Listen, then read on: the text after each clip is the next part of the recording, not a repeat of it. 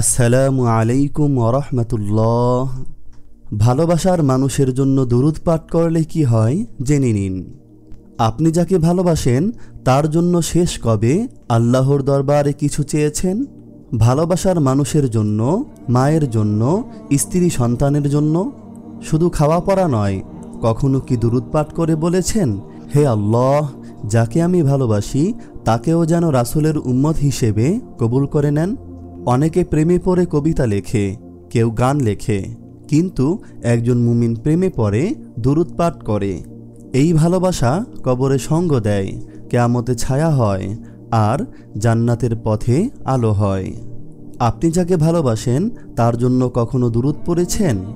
ভালোবাসা শুধু আবেগ নয়, একজন মুসলমানের ভালোবাসা দোয়ায় প্রকাশ পায়। ভালোবাসার মানুষের জন্য, মায়ের জন্য, স্ত্রী সন্তানের জন্য দুরূদ পড়া মানে তাদেরকে আল্লাহর রহমতের ছায়ায় ঢেকে দেওয়া। দুরূদ এমন এক ইবাদত যা আমাদের ভালোবাসাকে জান্নাতমুখী করে তোলে। যখন আপনি কারো নামে দুরূদ পাঠ করেন, সেই প্রিয়জনও সেই বরকতের অংশীদার হন ইনশাআল্লাহ। ইসলামে ভালোবাসা শুধু মুখের কথা নয়, এটা দোয়ায়, আচরণে ও আত্মার গভীরতায় প্রকাশ পায়। সত্যিকারের ভালোবাসা মানে প্রিয় মানুষের জন্য আল্লাহর কাছে কল্যাণ চাওয়া, তাকে জান্নাতের পথে ডাকা। রাসূল সাল্লাল্লাহু আলাইহি ওয়াসাল্লামকে ভালোবাসা আমাদের ঈমানের অপরিহার্য অংশ। যতক্ষণ না তিনি আমাদের নিজের চেয়েও প্রিয় হয়ে ওঠেন, ততক্ষণ ঈমান পরিপূর্ণ হয় না। তাহলে আপনি যাকে ভালোবাসেন, মা বাবা, স্ত্রী সন্তান বা অন্য কেউ, তার জন্য কি কখনো আল্লাহর কাছে কিছু চেয়েছেন? যেমন তার হেদায়াত, তার মাফ, তার রিজিক বা তার জান্নাতের জন্য? যদি না চেয়ে থাকেন তবে সেটা আবেগ হতে পারে, কিন্তু ইসলামী অর্থে তা ভালোবাসা নয়। সত্য ভালোবাসা দোয়ার মাধ্যমে আল্লাহর দরবারে পৌঁছে।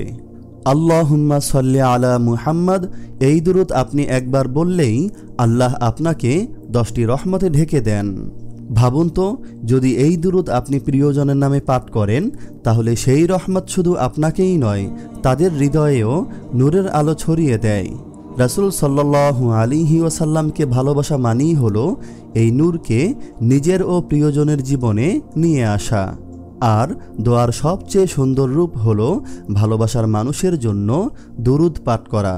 প্রিয় মানুষের জন্য দুরূদ পাঠ করলে হৃদয়ে এক অদ্ভুত প্রশান্তি নেমে আসে, চিন্তা পরিষ্কার হয়, শয়তানি কল্পনা দূর হয়ে যায়, সম্পর্কেও আসে বরকত ও শান্তি।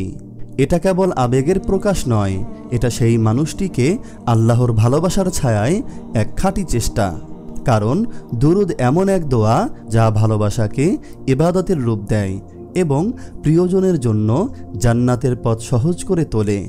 একজন মুসলমান প্রেমে পড়ে দুরূদ পাঠ করে, শব্দ নয়, সে চায় রহমত বর্ষিত হোক প্রিয়জনের উপর। এটাই তার ভালোবাসার ভাষা, আল্লাহর কাছে প্রিয় মানুষটিকে তুলে ধরা, জান্নাতের পথে তার হাত ধরা। এই ভালোবাসায় নেই কোনো গর্হিত আকর্ষণ, আছে আত্মিক নিবেদন ও পরকালীন কল্যাণের প্রার্থনা। এটা কেবল ভালোবাসা নয়, বরং ইবাদতের রূপে আবেগের পরিশুদ্ধ প্রকাশ। আজ একবার চেষ্টা করে দেখুন, প্রিয়জনের নামে দুরূদ পড়ুন। দেখবেন আপনার অন্তরে এক অজানা প্রশান্তি নেমে আসবে, এক কোমল আত্মিক শান্তি ছুঁয়ে যাবে আপনাকে। এই দুরূদ শুধু আপনার জিহ্বা নয়, আপনার ভালোবাসার মানুষের হৃদয়েও ছড়িয়ে দেবে আল্লাহর রহমতের আলো।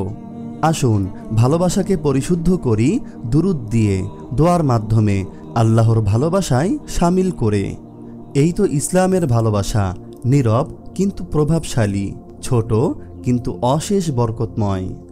এরকম ভিডিও পেতে চ্যানেলটি সাবস্ক্রাইব করে রাখুন।